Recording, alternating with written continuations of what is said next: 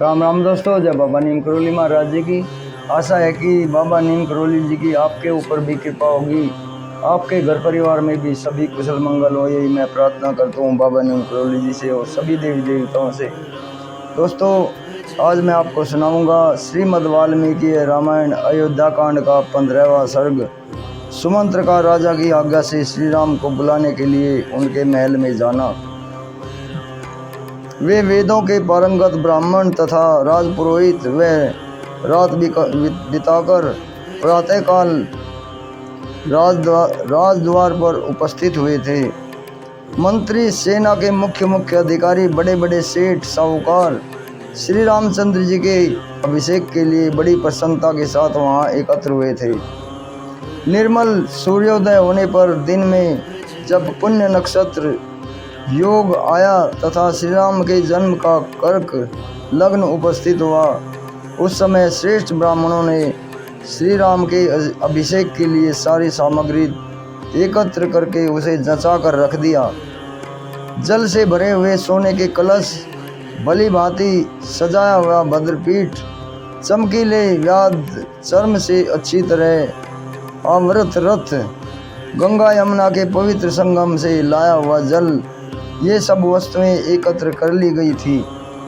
इसके सिवा जो नदियां, पवित्र जलाशय, कूप और सरोवर हैं तथा जो पूर्व की ओर बहने वाली गोदावरी और कावेरी नदियां हैं, ऊपर की ओर प्रवाह वाले जो ब्रह्मावर्त आदि सरोवर हैं तथा दक्षिण की ओर, उत्तर की ओर बहने वाले जो नदियां हैं जिनमें दूध के समान निर्मल जल भरा हुआ है, उन सब से और समस्त समुद्रों से भी लाया हुआ जल वहाँ संग्रह करके रखा गया था। इनके अतिरिक्त दूध, दही, घी, मधु, लावा, पुष्प, फल, फूल, सुंदर कन्याएं, मदमत, गजराज और दूध वाले वृक्षों के पल्लवों से ढके हुए सोने चांदी के जलपूर्ण कलश भी वहाँ विराजमान थे, जो उत्तम जल से भरे होने के साथ ही पद्म और उत्पलों से संयुक्त होने के कारण बड़ी शोभा पा रहे थे। श्री राम के लिए चंद्रमा की किरणों के समान विकसित कांति से युक्त श्वेत पीत वर्ण का रथ जड़ित उत्तम चंवर सुसज्जित रूप से रखा हुआ था। चंद्रमंडल के समान सुसज्जित श्वेत छत्र भी अभिषेक सामग्री के साथ शोभा पा रहा था, जो परम सुंदर और प्रकाश फैलाने वाला था। सुसज्जित श्वेत वृषभ और श्वेत अश्व भी खड़े थे। सब प्रकार के बाजे मौजूद थे। स्तुति पाठ करने वाली बंदी तथा अन्य मागध आदि भी उपस्थित थे। इक्ष्वाकुवंशी राजाओं के राज्य में जैसी अभिषेक सामग्री का संग्रह होना चाहिए था, राजकुमार के अभिषेक के लिए वैसी ही सामग्री साथ लेकर आए वे लोग महाराज दशरथ की आज्ञा के अनुसार वहां उनके दर्शन के लिए एकत्र हुए थे। राजा को द्वार पर न देखकर वे कहने लगे, कौन महाराज के पास जाकर हमारे आगमन की सूचना देगा? हम महाराज को यहाँ नहीं देखते हैं। सूर्योदय हो गया है और बुद्धिमान श्री राम के योग राज्य की अभिषेक की सारी सामग्री जुट गई है। वे सब लोग जब इस प्रकार की बातें कर रहे थे, उसी समय राजा द्वारा सम्मानित सुमंत्र ने वहाँ खड़े हुए उन समस्त भूपतियों से यह बात कही, मैं महाराज की आज्ञा से श्री राम को बुलाने के लिए तुरंत जा रहा हूँ। आप सब लोग महाराज के तथा श्री रामचंद्र जी के पूजनीय हैं। मैं उन्हीं की ओर से आपको समस्त चिरंजीवी पुरुषों के कुशल समाचार पूछ रहा हूँ। आप लोग सुख से हैं ना? ऐसा कहकर और जगे हुए होने पर श्री महाराज के बाहर न आने का कारण बताकर पुरातन वृत्तांतों को जानने वाले सुमंत्र पुनः अंतःपुर के द्वार पर लौट आए। वह राजभवन सुमंत्र के लिए सदा खुला रहता था। उन्होंने भीतर प्रवेश किया और प्रवेश करके महाराज के वंश की स्तुति की। तदनंतर वे राजा के शयन गृह के पास जाकर खड़े हो गए। उस घर के अत्यंत निकट पहुंचकर जहां बीच में केवल सिख का अंतर रह गया था, खड़े होकर वे पूर्ण वर्णन पूर्वक आशीर्वाद सूचक वचनों द्वारा रघुकुल नरेश की स्तुति करने लगे। चंद्रमा, सूर्य, शिव, कुबेर, वरुण, अग्नि और इंद्र आपको विजय प्रदान करे। हे नरेश, भगवती रात्रि विदा हो गई है, अब कल्याण स्वरूप दिन उपस्थित हुआ है। राज सिंह, निद्रा त्याग कर जाग जाइए और अब जो कार्य प्राप्त है उसे कीजिए। ब्राह्मण, सेना के मुख्य अधिकारी और बड़े बड़े सेठ साहूकार यहाँ आ गए हैं। वे सब लोग आपका दर्शन चाहते हैं। महाराज जागिए। मंत्रणा करने में कुशल सूत सुमंत्र जब इस प्रकार स्तुति करने लगे, तब राजा ने जागकर उनसे यह बात कही। सूत, श्रीमान को बुला लाओ, श्री राम को बुला लाओ। यह जो मैंने तुमसे कहा था उसका पालन क्यों नहीं हुआ? ऐसा कौन सा कारण है जिससे मेरी आज्ञा का उल्लंघन किया जा रहा है? मैं सोया नहीं हूँ, तुम श्री राम को शीघ्र यहाँ लाओ। इस प्रकार राजा दशरथ ने जब सूत को फिर से आदेश दिया, तब वे राजा की आज्ञा सुनकर फिर से सिर झुकाकर उसका सम्मान करते हुए राजभवन से बाहर निकल गए। वे मन ही मन अपना महान प्रिय हुआ मानने लगे। राजभवन से निकलकर सुमंत्र ध्वजा पताकाओं से सुशोभित राजमार्ग पर आ गए। वे हर्ष और उल्लास में भरकर सब और दृष्टि डालते हुए शीघ्रतापूर्वक आगे बढ़ने लगे। सूत सुमंत्र वहाँ मार्ग में सब लोगों के मुँह से श्री राम के राज्याभिषेक की आनंद दायिनी बातें सुनते जा रहे थे।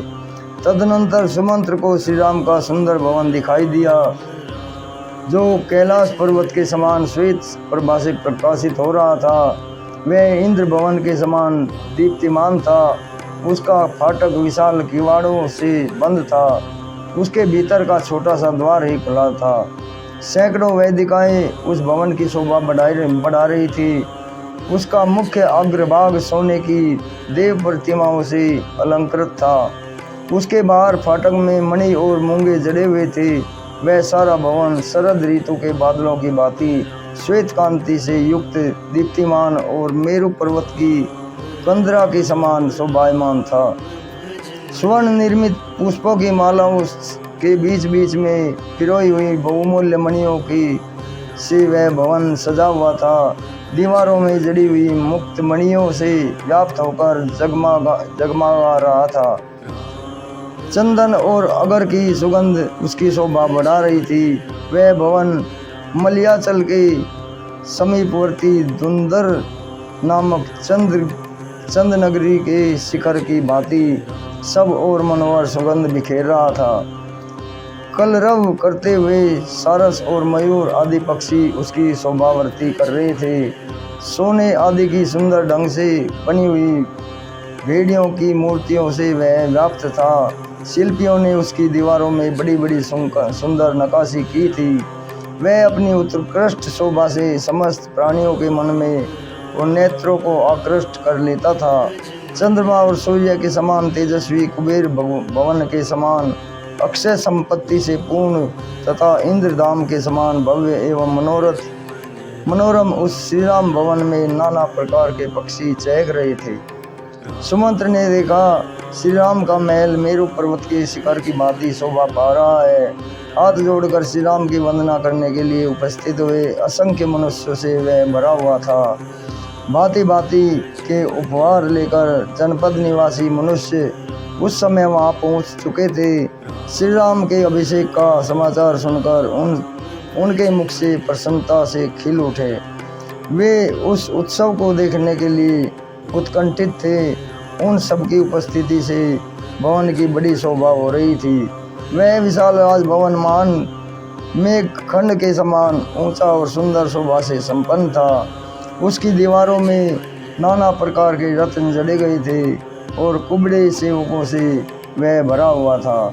सारथी सुमंत्र राजभवन की ओर जाने वाले वरुण से युक्त तथा अच्छे घोड़ों से जुते हुए रथ के द्वारा मनुष्यों की भीड़ से भरे हुए राजमार्ग की ओर शोभा बढ़ाते हुए समस्त नगर निवासियों के मन को आनंद प्रदान करते हुए श्री राम के भवन के पास जा पहुँचे। उत्तम वस्तु को प्राप्त करने के लिए अधिकारी श्री राम का वह महान समृद्धिशाली विशाल भवन सचिपति इंद्र के भवन की भांति सुशोभित होता था। इधर उधर फैलते हुए मृगों और मयूरों से उसकी शोभा और भी बढ़ गई थी। वहां पहुंचकर सारथी सुमंत्र के शरीर में अधिक हर्ष के कारण रोमांच हो गया।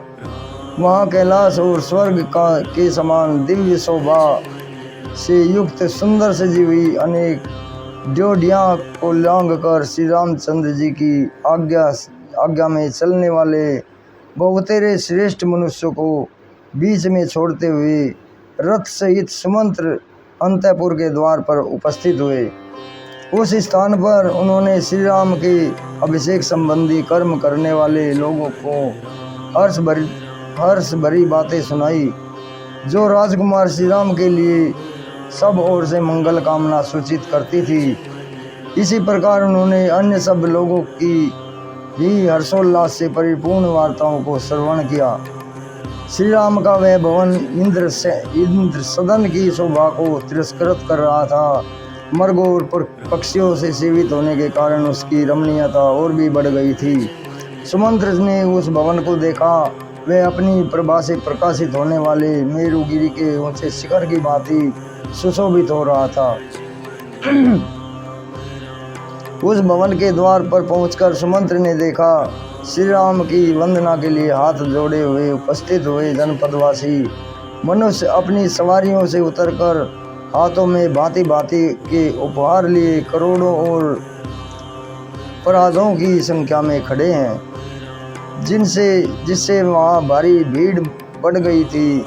तदनंतर उन्होंने श्री राम की सवारी में आने वाले सुंदर शत्रुंजय नामक विशालकाय गजराज को देखा, जो महान मेघ से युक्त पर्वत के समान प्रतीत होता था। उसके गंडस्थल से मद की धारा बह रही थी। वह अंकुश से काबू में आने वाला नहीं था। उसका वेग शत्रुओं के लिए अत्यंत असहाय था। उसका जैसा नाम था वैसा ही उसमें गुण भी थे। उन्होंने वहाँ राजा के परम प्रिय मुख्य मंत्रियों को भी वहाँ एक साथ उपस्थित देखा, जो सुंदर वस्त्र भूषणों से विभूषित थे और घोड़े रथ तथा हाथियों के साथ वहाँ आए थे। सुमंत्र ने उन सबको एक और हटाकर स्वयं श्री राम के समृद्धिशाली अंतःपुर में प्रवेश किया। जैसे मगर प्रचुर रत्नों से भरे हुए समुद्र में बेरोक टोक प्रवेश करता है, उसी प्रकार सारथी सुमंत्र ने पर्वत शिखर पर आरूढ़ हुए अविचल मेघ के समान शोभायमान महान विमान के सदृश सुंदर ग्रहों से युक्त तथा प्रचुर रत्न भंडार से भरपूर उस महल में बिना किसी रोक टोक के प्रवेश किया। इस प्रकार श्री वाल्मीकि निर्मित आर्ष रामायण आदि काव्य के अयोध्या कांड में 15वां सर्ग पूरा हुआ। जय श्री राम, जय हनुमान जी की जय। बाबा नीम करोली महाराज। हे राम।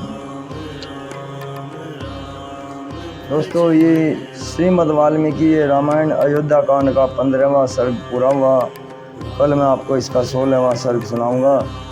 अभी आज्ञा लेता हूँ। जय राम जी की, जय हनुमान जी की, जय बाबा नीम करोली महाराज जी की।